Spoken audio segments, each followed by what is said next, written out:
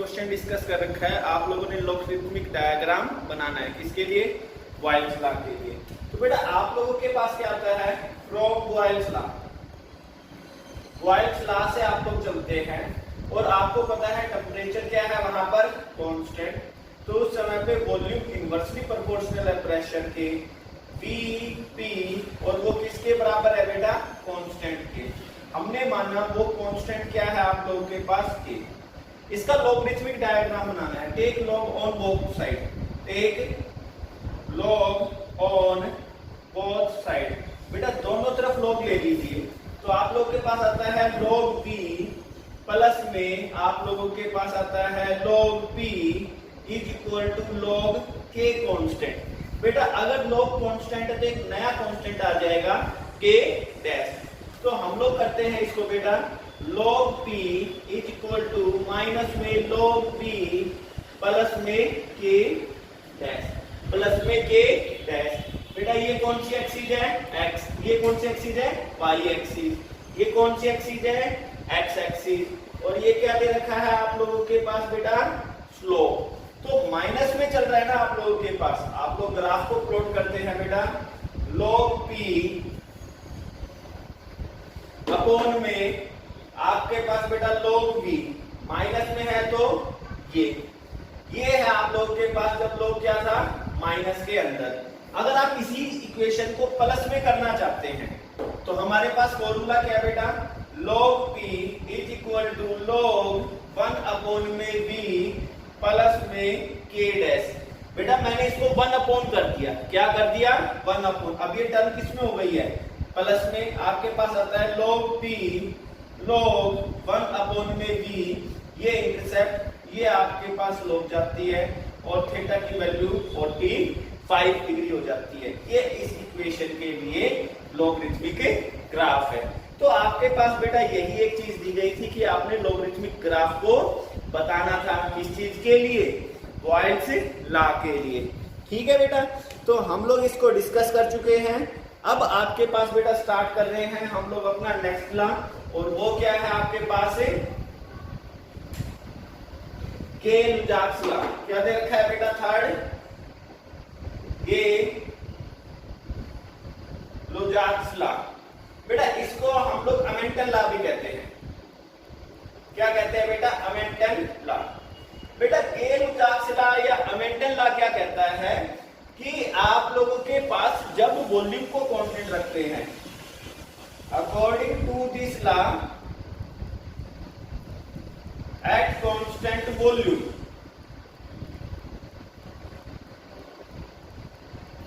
जो pressure of given mass of gas, pressure of given mass of gas directly proportional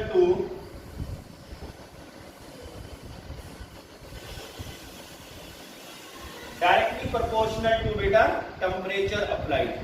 आप जितना temperature applied करते हैं उस बेसिस के ऊपर प्रेशर वेरी करता है। तो ये कहता है प्रेशर डायरेक्टली प्रोपोर्शनल है टेम्परेचर के।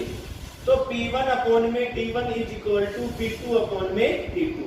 ये हमारे पास क्या जाता है बेटा? इसका वर्किंग फॉर्मूला।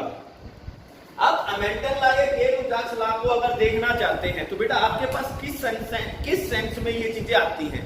बेटा जो होता है गर्मियों के अंदर ये एडवाइस दी जाती है कि जो टायर हैं आप लोगों के पास उनमें हवा कम रखनी चाहिए, क्योंकि टेम्परेचर बढ़ता है तो गैसेज एक्सपेंड होती है, वो ज्यादा प्रेशर लगाती है। बेटा क्योंकि ट्यूब तो बंद है तो टोटल वॉल्यूम तो फिक्स ही है उसकी, ठीक है, तो वॉल्यूम का प्रेशर के साथ वेरिएशन है। तो ये कहा जाता है गर्मियों में कि जो आपके पास जो टायर है उनके अंदर प्रेशर क्या हो? कम हो, हवा कम रखनी चाहिए। सर्दियों में आप देखते हैं उठ के तो आप देखते हैं कि जो होता है गैस जो होता है टायर है आप लोगों के पास उसमें हवा कम है। क्यों? टेम्परेचर कम होने की वजह से गैस की काइनेटिक एनर्जी कम हो जाती है, वो कम प्रेशर एक्सर्ट करते हैं, तो इसीलिए आपको ऐसा लगता है कि जो टायर है उसके अंदर हवा कम है। मगर वास्तव में बेटा हवा तो उतनी है, मगर एयर की वजह से लगने वाला प्रेशर है वो रिड्यूस हो गया। तो amount of volume is fix, ठीक है, but the pressure varies with change in temperature. तो ये आपके पास किसके अकॉर्डिंग होता है? अमेंटन लॉ के अकॉर्डिंग। अगर आप इसको अप्लाई करते हैं तो डेली लाइफ के अंदर आप इस चीज को अप्लाई करके देख सकते हैं बेटा। मैं ग्राफ को प्लॉट करता हूँ, किसको प्लॉट करता हूँ बेटा, ग्राफ को प्लॉट करता हूँ। एक तरफ प्रेशर है, एक तरफ एक टेम्परेचर दे रखा है बेटा। तो आपके पास आता है जैसे कि V4, V3, इसी तरह आता है आपके पास V2 और ये क्या आ गया है बेटा V1। क्या आ गया है V1। बेटा आप लोग क्या करते हैं, यहाँ पर टेम्परेचर को कांस्टेंट ले लेते हैं। आप देखते हैं एक बार प्रेशर आ जाता है P1, एक बार प्रेशर आ जाता है P2, एक बार प्रेशर आ जाता है P3, एक बार प्रेशर आता है P4। आपने क्या रखा है, टेम्परेचर कांस्टेंट। मैंने पहले तो ये बोला है बेटा ग्राफ वेरीज, जो होता है graph plot between pressure versus temperature. मैंने pressure versus temperature graph plot किया है। अब इन दोनों में से बड़ा कौन है, हम ये बता लें बेटा। टेम्परेचर को आप लोगों ने क्या रखा है यहाँ पर, कांस्टेंट। तो आपको पता है जो P4 है उसके मुकाबले में, सॉरी जरा मैंने उल्टा कर दिया क्या, हाँ ठीक है, जो P4 है बेटा वो कम है, ये प्रेशर की वैल्यू कम है और P1 की वैल्यू ज्यादा है।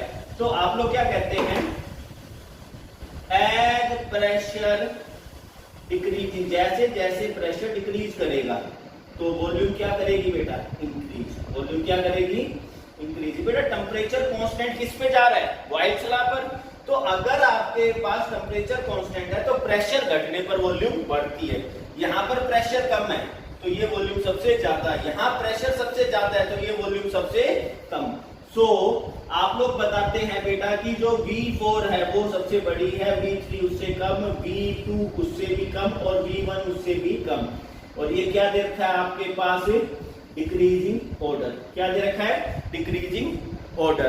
तो बेटा ये मैंने आइसोकोरिक ग्राफ आपके सामने डिस्कस कर रखा है। क्या डिस्कस कर रखा है बेटा, आइसोकोरिक। और हम लोगों ने क्या बताया, इस तरह के ग्राफ में आप टेम्परेचर को कांस्टेंट रखते हैं तो प्रेशर डिक्रीज होने पर आप देखते हैं कि वॉल्यूम बढ़ती है। ये हमें क्या कहता है, बॉयल्स लॉ। तो आप देखते हैं P4 की वैल्यू सबसे कम है तो इसका मतलब है V4 सबसे ज्यादा, P1 सबसे ज्यादा है तो V1 सबसे कम है। तो ये केस थे आप लोगों के पास किसके लिए बेटा, अमेंटन लॉ के लिए। किसके लिए दे रखे थे, अमेंटन लॉ के लिए बेटा। अमेंटन लॉ के ऊपर चलता हूं बेटा। तो आपके पास एक न्यूमेरिकल है जो आपकी स्क्रीन के ऊपर चल रहा है बेटा। क्या चल रहा है आपकी स्क्रीन के ऊपर, जो होता है इसके लिए एक क्वेश्चन है। और क्वेश्चन क्या कहता है कि एक चैम्बर है बेटा, उसके अंदर हाइड्रोजन रखते हैं और पहले 0 डिग्री पे रखते हैं तो उस समय प्रेशर है, फिर जो 100 डिग्री पे रखते हैं तो प्रेशर रखते हैं। तो बेटा आप लोगों को एक बात पता है कि as chamber have constant volume, क्योंकि चैम्बर की जो वॉल्यूम है बेटा वो क्या दे रखी है, कांस्टेंट। सो फ्रॉम अमेंटेंस लॉ, तो अमेंटेंस लॉ के अकॉर्डिंग P1 अपॉन में T1 is equal to P2 upon में T2। हो गया बेटा। आपके पास बेटा P1 प्रेशर की वैल्यू दे रखी है 1.07 10 की पावर 2 और यूनिट है किलो पास्कल। टेम्परेचर बेटा 0 का मतलब हो गया 273 केल्विन। बेटा P2 इसने मुझसे पूछा है, P2 100 डिग्री का मतलब 373 केल्विन। तो बेटा P2 की वैल्यू हो जाएगी P1 अपॉन में T1 इंटू में T2। बेटा 1.07 10 की पावर 2, बेटा 273 है, ये दे रखा है 373। आपको पता है कि यहाँ पे टेम्परेचर बढ़ा है तो बेटा प्रेशर भी बढ़ेगा। और आपके पास 1.462 इंटू 10 की पावर 2 और यूनिट है किलो पास्कल। यूनिट क्या दे रखी है बेटा, किलो पास्कल। तो ये हमारे पास क्या दे रखा था, जो है अमेंटन लॉ। क्या दे रखा था बेटा हमारे पास, ये अमेंटन लॉ। हम लोग डिस्कस कर रहे हैं अब आपके पास नेक्स्ट लॉ, और वो क्या दे रखा है, एवोगैड्रोस लॉ। क्या दे रखा है बेटा, एवोगैड्रोस लॉ। तो आपके पास एवोगैड्रोस लॉ क्या कहता है, ये कहता है कि अगर टेम्परेचर और प्रेशर की कंडीशन सेम हो, क्या हो, टेम्परेचर और प्रेशर फिक्स हो, तो इक्वल वॉल्यूम जो होती है वो इक्वल मोल्स रखती है या मॉलिक्यूल्स रखती है। तो क्या कहते हैं आपके पास, under similar condition of temperature and pressure equal volume of all gases, equal volume of all gases contain equal number of molecules. वो क्या रखते हैं बेटा, इक्वल नंबर ऑफ मॉलिक्यूल्स। कहता है कि अगर टेम्परेचर और प्रेशर बेटा कांस्टेंट रहे तो इक्वल वॉल्यूम जो होती है वो इक्वल नंबर ऑफ क्या रखती है, मॉलिक्यूल्स रखती है। तो यहाँ पर कहता है जो वॉल्यूम होता है बेटा उसके नंबर ऑफ मोल्स फिक्स होते हैं। मगर मुझे पता है नंबर ऑफ मोल्स क्या होता है बेटा, मास अपॉन में मोलिक्यूलर मास। तो वॉल्यूम जो हो जाता है बेटा के कांस्टेंट रखता हूँ m अपॉन में m। बेटा मैं मोलिकुलर मास को यहाँ ले आता हूँ m इज इक्वल टू के m अपॉन में v। मगर आपको पता है बेटा मास अपॉन में वॉल्यूम क्या होती है, डेंसिटी। क्या होती है, डेंसिटी। तो मोलर मास जो होता है वो k इंटू में डेंसिटी। इसका मतलब होता है बेटा जो मोलर मास है वो डेंसिटी के डायरेक्टली प्रोपोर्शनल है। वो क्या है बेटा, डेंसिटी के डायरेक्टली प्रोपोर्शनल है। बेटा एवोगैड्रोस लॉ हमें ये चीज प्रूव करके देता है कि जो मोलिकुलर मास है वो डेंसिटी के डायरेक्टली प्रोपोर्शनल है। जहां मोलिकुलर मास ज्यादा होगा वहां डेंसिटी भी ज्यादा होगी, जहां मोलिकुलर मास कम है वहां डेंसिटी भी कम है। ये क्या था आप लोगों के पास बेटा, ये लुजाक से सॉरी जो होता है एवोगैड्रोस लॉ, ये दे रखा था आप लोगों के पास एवोगैड्रोस लॉ। बेटा अब मैं एवोगैड्रोस लॉ के ऊपर चलता हूँ और आप लोगों के पास यहाँ पर कुछ क्वेश्चंस हैं जो हमें डिस्कस करने हैं। पहला क्वेश्चन आपकी स्क्रीन के ऊपर है बेटा। क्वेश्चन क्या कह रहा है आप लोगों के पास, ये कहता है कि मोलर वॉल्यूम क्या होगी। क्या है बेटा, मोलर वॉल्यूम क्या होगी। तो बेटा आप लोगों को एक बात बताई जाती है कि जो मोलर वॉल्यूम होती है क्या होती है बेटा, जो मोलर वॉल्यूम होती है वो 1 मोल की वॉल्यूम है और वो कितनी होती है बेटा, 22.4 लीटर। कितनी होती है बेटा, 22.4 लीटर। ये आपका बेटा आंसर था, ठीक है। मोलर वॉल्यूम, मोल की वॉल्यूम, 1 मोल की वॉल्यूम 22.4 लीटर। सेकंड क्वेश्चन है बेटा आपकी स्क्रीन के ऊपर, कहता है कि अगर 1 ग्राम ये सभी गैसेज हैं तो इनमें से कौन सा ज्यादा ऑक्यूपाई करेगी वॉल्यूम और कौन सा कम। बेटा सबसे पहले एक तरफ तो कार्बन मोनोऑक्साइड है, एक तरफ मीथेन दे रखा है, एक तरफ वाटर दे रखा है और एक तरफ क्या दे रखा है, नाइट्रिक ऑक्साइड। बेटा गिवन मास सभी के लिए एक दे रखा है। मोलिकुलर मास बेटा कितना हो गया, 28। इसका कितना होता है, 16। इसका कितना होता है, 18। और बेटा यहाँ कितना होता है, 30। बेटा मोल्स कितने होते हैं, गिवन मास अपॉन में मोलिकुलर मास। तो बेटा 1/28 कर लिया, 1/16 कर लिया, बेटा 1/18 कर लिया और 1/30 कर लिया। तो आप लोगों को एक बात पता है कि जहां पर मोल्स ज्यादा होंगे वहां मॉलिक्यूल्स भी ज्यादा होंगे, वहां वॉल्यूम भी ज्यादा होगी। तो हम कहते हैं एज n इंक्रीजेस, n बढ़ेंगे तो आपके पास क्या हो जाएंगे, मॉलिक्यूल्स आल्सो इंक्रीजेस, मॉलिक्यूल्स भी बढ़ेंगे। सो जो वॉल्यूम है वो भी क्या करेगी, आल्सो इंक्रीजेस, वो भी बढ़ जाएगी। तो नीचे जहां पे सबसे छोटा है वहां पे आपके पास मोल सबसे ज्यादा। तो मीथेन जो होता है उसके पास हाईएस्ट वॉल्यूम होती है, उसके पास क्या होती है बेटा, हाईएस्ट वॉल्यूम। जहां पर आपके पास मोलिकुलर मास सबसे ज्यादा होगा वहां पे मोल सबसे कम हो जाएंगे। NO लोवेस्ट वॉल्यूम होती है, इसके पास क्या होती है बेटा, लोवेस्ट वॉल्यूम होती है। तो ये आपके पास एनसीईआरटी एग्जाम्पलर का क्वेश्चन दे रखा था बेटा। आपकी स्क्रीन के ऊपर बेटा अगला क्वेश्चन है, ये एनसीईआरटी एग्जाम्पलर के अंदर है। ये भी किसमें है, एनसीईआरटी का एग्जाम्पलर पार्ट है बेटा। तो एक ड्रेन के अंदर पूछ रहा है बेटा, ये आप लोगों के पास स्टोइकियोमेट्री मोल कॉन्सेप्ट को यूज करता है। किसको यूज करता है, स्टोइकियोमेट्री और मोल कॉन्सेप्ट, यूनिट 1 के ऊपर जाता है ये। तो इसने कहा जैसे एल्यूमिनियम है बेटा, तो आप लोगों को पता है एल्यूमिनियम अगर NaOH के साथ रिएक्शन करेगा, ठीक है, वाटर की प्रेजेंस में, आप इक्वेशन को बैलेंस करते हो बेटा, ये 2 मोल है, ये 2 मोल है और यहाँ भी 2 मोल है। तो उस कंडीशन में बेटा 2 मोल सोडियम मेटा एल्यूमिनेट NaAlO2 और साथ में 3 मोल निकलते हैं हाइड्रोजन के। 3 मोल क्या निकलते हैं, हाइड्रोजन के। बेटा एक का होता है 27 और 2 का हो गया 54। यहाँ पर बोल रखा है बेटा आपके पास हाइड्रोजन के लिए वॉल्यूम पूछ रहा है ना बेटा, 1 मोल की होती है 22.4 और 3 की आप लोगों ने निकालनी है बेटा। मगर रुकिए, ये किसके लिए बोल रहा है, एक बार के लिए है, इसको हम डिस्कस करेंगे। 22.7 7। हमारे पास जो वॉल्यूम आती है वो 68.16 लीटर है। कितनी है? 68.16 लीटर। तो बेटा सबसे पहले तो मैं बताता हूं कि भाई जो 54 ग्राम एल्यूमिनियम जो है गिव्स देता है हाइड्रोजन लीटर के अंदर 68.16, एक कितना दे देगा बेटा? 54। मगर आपको एल्यूमिनियम बेटा दे कितना रखा है? 0.15 ग्राम। ठीक है, वो कितना दे देगा? इनटू में 0.15। अगर आप इस टर्म को सोल्व करते हो तो मेरे पास जो वॉल्यूम निकल के आती है वो 0.189 लीटर, इतनी वॉल्यूम निकलती है। मगर ये जो वॉल्यूम निकली है बेटा, ये निकली है आप लोगों के पास एसपीपी की कंडीशन के ऊपर। तो हम कहते हैं हाइड्रोजन जो होता है, जब आपके पास 0 डिग्री टेम्परेचर और 1 बार था तो उस समय वॉल्यूम थी 0.189 लीटर। मगर आपने हाइड्रोजन फाइंड करना है कब? 20 डिग्री सेल्सियस के ऊपर। इसके ऊपर बेटा 20 डिग्री सेल्सियस के ऊपर, मगर प्रेशर अभी भी 1 बार है। उस समय आपने वॉल्यूम निकाले नहीं है बेटा। प्रेशर क्या हो चुका? दोनों जगह फिक्स। अगर प्रेशर फिक्स जा रहा है तो हमारे पास चार्ल्स लॉ यूज हो रहा है। कौन सा यूज हो रहा है बेटा? चार्ल्स लॉ यूज होता है। तो हम कहते हैं क्या? From Charles law. Charles law के थ्रू आप लोगों को पता है V1 अपॉन में T1 is equal to V2 upon में T2।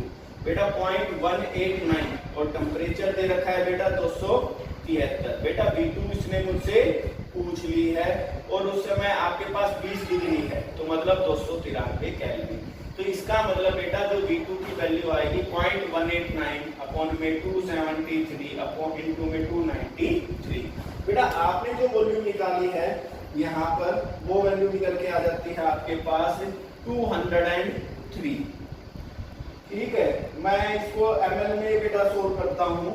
मेरे पास जो वैल्यू आती है वो आती है 0.203 लीटर और ये हमारा आंसर है। ये हमारा क्या दे रखा है?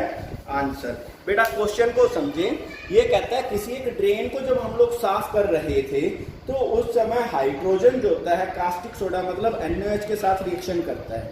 एक्वस तो मीडियम चाहिए वाटर की प्रेजेंस में, तो आप लोगों के पास सोडियम मेटाल्यूमिनेट और हाइड्रोजन निकलती है। कहता है कि कितनी हाइड्रोजन निकलेगी 20 डिग्री और 1 बार के ऊपर अगर 0.15 ग्राम ने रिएक्शन करा है। तो पहले तो बताते हैं बेटा इक्वेशन को बैलेंस करके कि 0.15 ग्राम आपके पास एसटीपी के ऊपर 0.189 लीटर देता है। वो एसटीपी की कंडीशन क्या दे रखी थी बेटा? 0 डिग्री और 1 बार के ऊपर। तो अब आप लोगों के पास हमें निकालना है 20 डिग्री और 1 बार के ऊपर। प्रेशर सेम है तो चार्ल्स लॉ फॉलो हो जाएगा बेटा और मेरे पास वॉल्यूम आ जाएगी 0.203 लीटर। बेटा अब आपके स्क्रीन के ऊपर एक अगला क्वेश्चन चल रहा है और क्वेश्चन क्या है कि 1.4 ग्राम डाई नाइट्रोजन में इलेक्ट्रॉन्स की संख्या बतानी है। क्या बतानी है? इलेक्ट्रॉन्स की संख्या। तो हम लोग इस क्वेश्चन को करते हैं।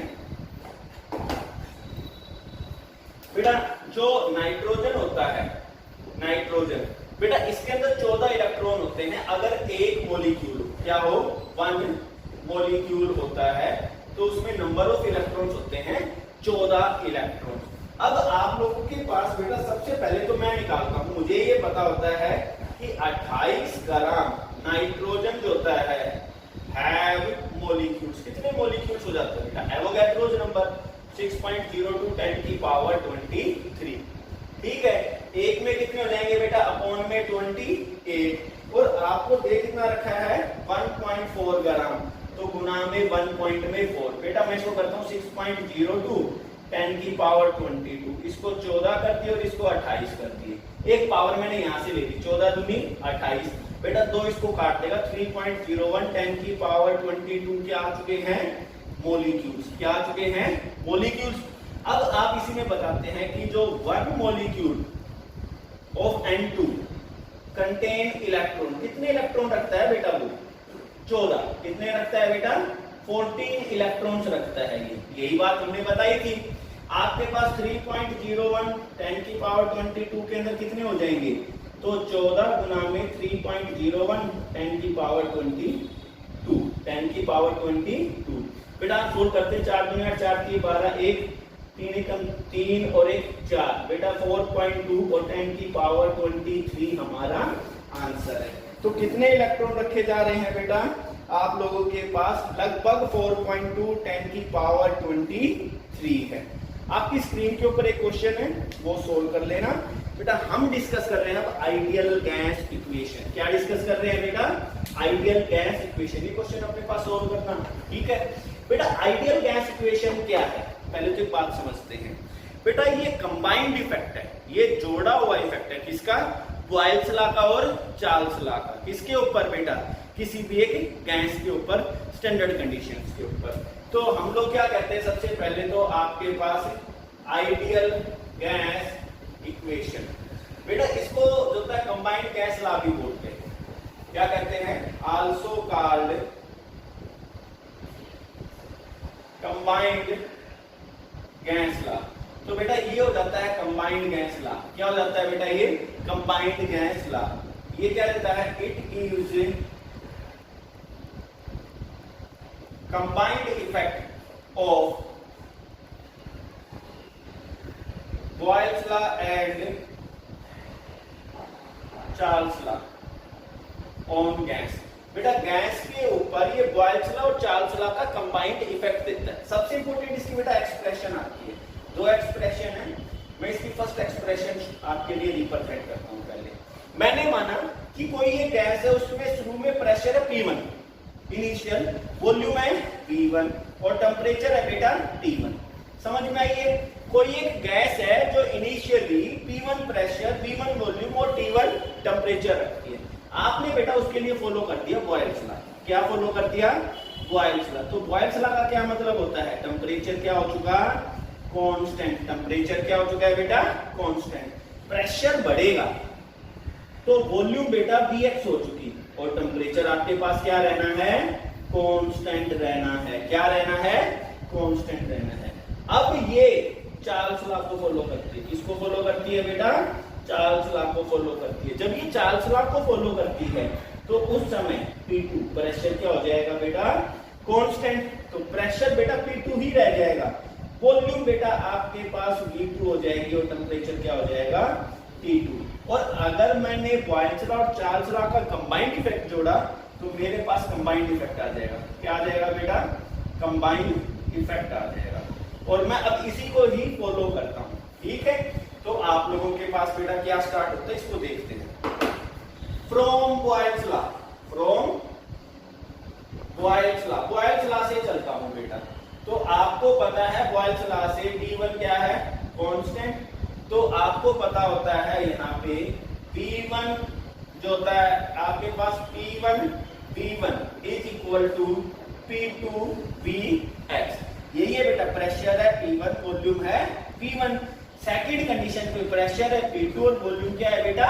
Vx। तो मैं निकालता हूं जो Vx की वैल्यू हो जाएगी P1 V1 अपॉन में P2, ठीक है। ये आ जाती है बॉयल्स लॉ के अकॉर्डिंग वॉल्यूम। अब आ जाते हैं from Charles law. Charles law के ऊपर गए बेटा। जब चार्ल्स लॉ पर जाते हैं तो आप लोगों को पता चलता है P2 प्रेशर क्या हो चुका है? कांस्टेंट। अगर प्रेशर कांस्टेंट हो चुका है बेटा तो अब आप लोग क्या बताते हैं? इक्वेशन अपनी है आपके पास Vx अपॉन में T1 is equal to V2 upon में T2 बेटा, ठीक है। यही है Vx upon T1 V2 upon में T2 बेटा। Vx की वैल्यू तो निकालनी है, होती है V2 अपॉन में T2 इंटू में T1। आ गया बेटा ये वाली इक्वेशन। आप कहते हैं कि Vx की वैल्यू को इक्वेशन 1 में लिख दो या from equation first and second. क्या है बेटा? From equation first and second, दोनों इक्वेशन को बराबर रखते हैं। P1 V1 अपॉन में P2, इसी तरह से V2 अपॉन T2 इंटू में T1। बेटा 1 एक तरफ और 2 जो होता है दूसरी तरफ आप लोग लिखते हैं। तो आपके पास क्या आ जाता है? P1 V1 upon T1 is equal to P2 V2 upon में T2। तो आप लोगों के पास इक्वेशन आ गई। इसका मतलब हो गया PV अपॉन में T क्या है? कांस्टेंट। क्या है बेटा? ये कांस्टेंट। और ये है आपके पास आइडियल गैस इक्वेशन। क्या है बेटा? ये है आपके पास आइडियल गैस इक्वेशन। समझ में आई है बेटा? तो हम लोगों के पास ये आइडियल गैस इक्वेशन थी। इसकी जो है अनदर फॉर्म है उसको भी मैं डिस्कस कर रहा हूं आप लोगों के पास। सेकंड एक्सप्रेशन क्या है बेटा? Second expression. बेटा जब मैं एक्सप्रेशन सेकंड पे जाता हूं तो आप लोगों के पास बेटा बॉयल्स लॉ क्या कहता है कि जो वॉल्यूम है वो डायरेक्टली इनवर्सली प्रोपोर्शनल है प्रेशर के। ठीक है, चार्ल्स लॉ पे चले जाते हैं बेटा। चार्ल्स लॉ कहता है कि जो वॉल्यूम है बेटा वो डायरेक्टली प्रोपोर्शनल है टेम्परेचर के। ठीक है, फिर एवोगैड्रोस लॉ।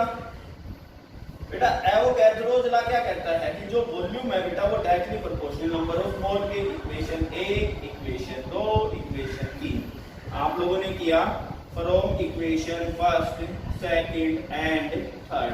बेटा जो वॉल्यूम होती है डायरेक्टली प्रोपोर्शनल आपके पास एनटी अपॉन में पी। बेटा आपके पास पी भी डायरेक्टली प्रोपोर्शनल टू एनटी और proportionality constant PV is equal to N R T. यहां पर जो आर है बेटा वो क्या है? Universal gas constant. ये क्या चुका है बेटा? Universal gas constant. अब मैं जो है यूनिवर्सल गैस कांस्टेंट के बारे में डिस्कस करूंगा। ये क्या है आप लोगों के पास और इसकी वैल्यूज क्या है। ये सेकंड थ्रू हम लोगों ने इक्वेशन फाइंड आउट की थी बेटा। आपके पास आती है बेटा next unit of R. Third क्या है आप लोगों के पास? Unit of universal gas constant. Gas constant की बेटा हम लोग यूनिट देते हैं। बेटा आपको पता है PV is equal to N R T. R क्या हो जाएगा बेटा? पीवी अपॉन में एन टी। बेटा पी क्या है? प्रेशर। पी क्या दे रखी है? वॉल्यूम। एन क्या दे रखा है? मोल। और टी क्या दे रखा है? टेम्परेचर। अब हम सोल्व करते हैं। बेटा प्रेशर क्या होता है? Force acting per unit area. अच्छा क्या मैं वॉल्यूम को ऐसे लिख सकता हूं बेटा? एरिया इंटू में लेंथ। क्या लिख सकता हूं? एरिया इंटू में लेंथ। बेटा अपॉन में हो जाता है मोल इंटू में टेम्परेचर। बेटा आपके पास एरिया से एरिया कैंसिल, क्या आ गया? फोर्स इंटू में लेंथ और अंदर क्या है बेटा? मोल इंटू में टेम्परेचर। बेटा जो फोर्स इंटू में लेंथ क्या हो जाता है आपके पास? वर्क। और अपॉन में क्या हो गया? मोल इंटू में टेम्परेचर।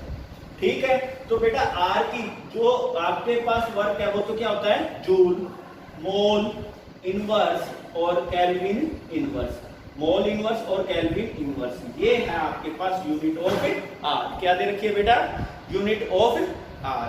मैं आपके पास बेटा इसके बाद जो टॉपिक करवा रहा हूं वो क्या है आपके पास? Values of are. क्या है बेटा? ये लास्ट टॉपिक होगा आज का, value of R universal gas constant. बेटा आपके पास है 0.0821 litre atmosphere kelvin inverse mole inverse. आपके पास बेटा वैल्यू दे रखी है 0.083 लीटर पर केल्विन इनवर्स मोल इनवर्स। यही बेटा वैल्यू देगी 0.083 डेसीमीटर की क्यूब पर केल्विन इनवर्स मोल इनवर्स। या आप कर सकते हैं 8.314 जेके इनवर्स मोल इनवर्स। जेके इनवर्स मोल इनवर्स। बेटा अब आप लोगों के पास यहाँ पर मैं इसका लास्ट टॉपिक और देता हूँ बेटा। यही चीज आप पास्कल में भी यूज कर पाएंगे। किसमें यूज कर पाएंगे? पास्कल में। 8.314 आप लोग के पास आता है पास्कल मीटर की cube kelvin inverse mole inverse. आपके पास बेटा एक काम दिया गया है, आप इन चीजों को रिमेंबर करें क्योंकि नेक्स्ट लेक्चर हमारे पास न्यूमेरिकल सेक्शन ही होगा। ठीक है बेटा, थैंक यू।